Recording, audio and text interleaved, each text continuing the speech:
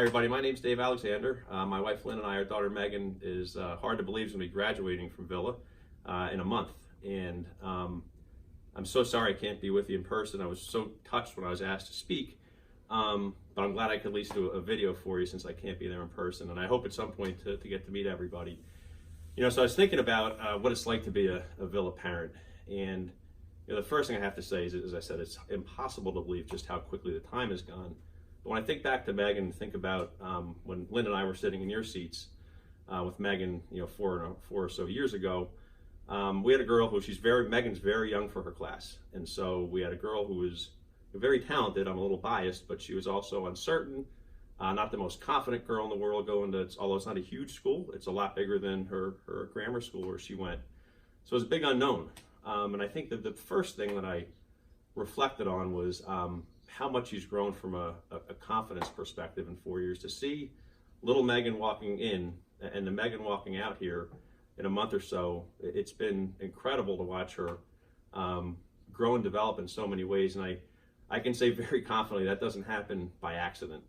You know, I don't want to talk about all of Megan's experiences here, but I will focus on a couple of them because I think they're very meaningful and also quite a bit different.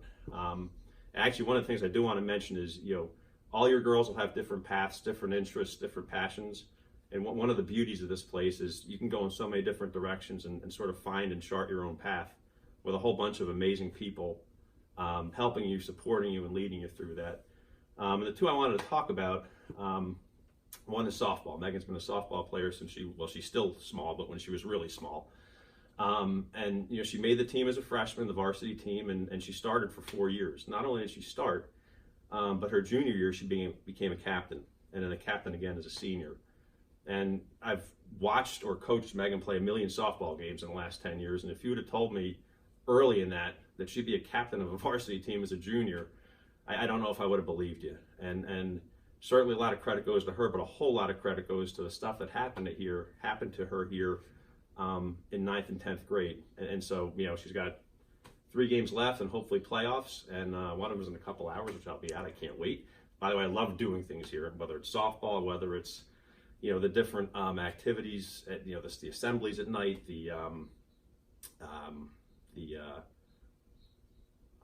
anyway, the other opportunities that we have here. And I'm blanking right now. This is obviously unscripted and coming straight from the heart, but the silent auction is one, Quizzo night is another, and so many other things. But anyway, so to have watched her grow so much and develop so much as a leader, it was just incredible. And from a confidence perspective, I mean, the opportunities here are academics, they're spiritual, they're service, they're athletics, they're arts. There's so many of them. And the other one actually is a service opportunity. And so Megan actually was out in Chicago doing service and several times in some of the, you know, areas within Philadelphia and even locally. But the one that she really did, which had an amazing impact on her, was Haiti. And I'll start by saying she went as a junior with Mr. Kardish and a couple of staff members and several other girls. And you know, the first thing is, for me as a dad of a little girl, to let her go to Haiti, you have to have a high degree of trust. And I wouldn't just trust anybody to send my girl to Haiti without me being there. Not only did I trust Mr. Kardish and the staff, but I had zero worries. Like from a moment when she left out of the airport till when she came home, I knew she was in good hands. But what happened there, in terms of what she had the opportunity to give back, and also in giving, received a whole heck of a lot.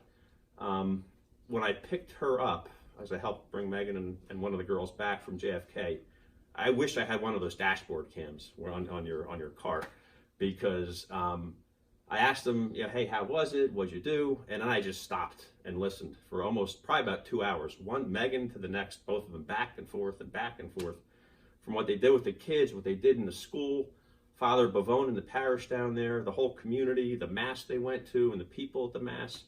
I couldn't believe what I was hearing. I'm actually getting chills saying it. I couldn't believe what I was hearing. It was for my girl and the wonderful young lady with her. It was transformational for her. You know, she gave back and she got back probably tenfold. And I know that changed her in a way that probably not much else could. That may or may not be what your girls do, but they'll find their way here. And those kinds of experiences, I'm completely confident are going to happen. She's made an amazing group of friends here from freshman year. came home within a week or two, and there's a group of 6 or 8. Now I think it's 10 or 12. I don't even know that they're like sisters. A bunch of them are sleeping over tonight, so that should be fun for them and for me. I'll try not get as much sleep, but it'll be good. But seriously, they're a wonderful group of young ladies she's grown with, and I know they'll be in touch when they go off to college in a few months. And you know, the other thing I wanted to share, and it's something that I'm going to say, and I don't know that I have a good answer to it, but what makes this place special? And I don't have a specific answer. I've thought about it a lot actually over the last few months. And the only thing I can come up with is there's a lot of amazing people that are here. Whether it's the teachers, the faculty, the staff, the administration, Mr. Kardish greeting the girls most mornings at the front door with a smile on his face at whatever o'clock in the morning, and you know, half of them are happy and half of them might not be, but you know, something as simple as that. You know, some of the experiences Megan's had in the classroom and with the service that she's done even beyond Haiti, and just the soft everything. It's amazing people that make this place up. And I think if you sort of mix all that up somehow in the soup, it comes out as an incredible experience for the girls. And I think it's, I'm so grateful to all the faculty and the staff and the administration here that have helped her along the way. And you know, there'll be some easy times, there's gonna be some hard times. That's the nature of high school. And I can't think of a much better place for my little girl to have grown up the last 4 years in so many ways. And you know, like I say, I got no regrets. I have no regrets, except for she's graduating. We don't have anybody else coming through here after this, and I couldn't be more prouder, more proud. I'm not sure which it is, either or, but also sad because I'm hoping to be back next year, but I won't be back as much because she won't be in school here. And I love coming here. I genuinely love coming here.